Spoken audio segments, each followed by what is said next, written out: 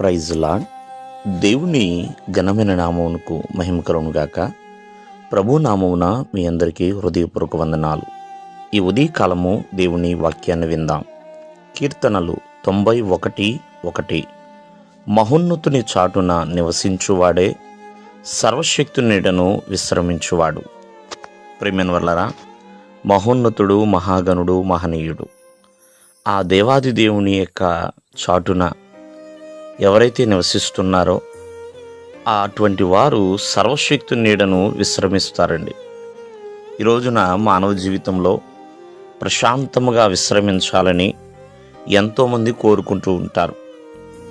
ఇక్కడ భక్తుడు అంటున్నాడు, కీర్తనాకారుడు, ఎవరైతే దేవుని చాటున నివసిస్తారో వారే ఆ దేవాది దేవుని యొక్క నీడలో విశ్రమిస్తారు. అటువంటి భాగ్యమును, అటువంటి ధన్యతను దేవుడు వారికి అనుగ్రహిస్తున్నాడు. అంతేకాదు, ఆయన కోటగా ఉంటాడు అని దేవుని యొక్క వాక్యము కూడా సెలవిస్తుంది. ఆ దేవాది దేవుడే ఒక ఆశ్రయ దుర్గముగా ఉంటూ ఉంటాడు.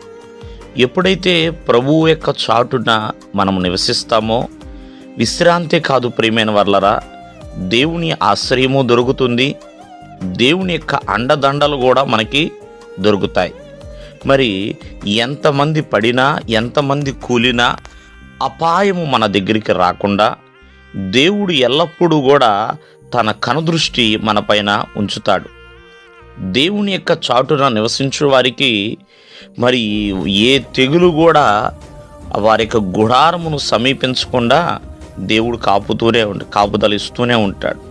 కావున ఈ ఉదయకాలం ముందు ఆలోచించండి, దేవుని చాటున నివసించే వారిగా ఉండాలి.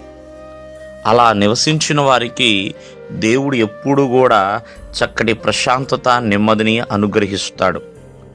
దేవుడే వారికి ఒక ఆశ్రయముగా, ఒక కోటగా ఉంటూ ఉంటాడు.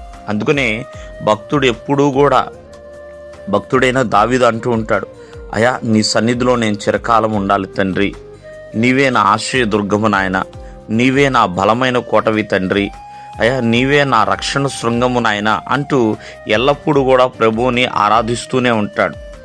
అందుకనే ఉదయకాలం ముందు మరి మనుషుల చాటున కాదు కానీ దేవుని చాటున మనము నివాసం చేయాలి.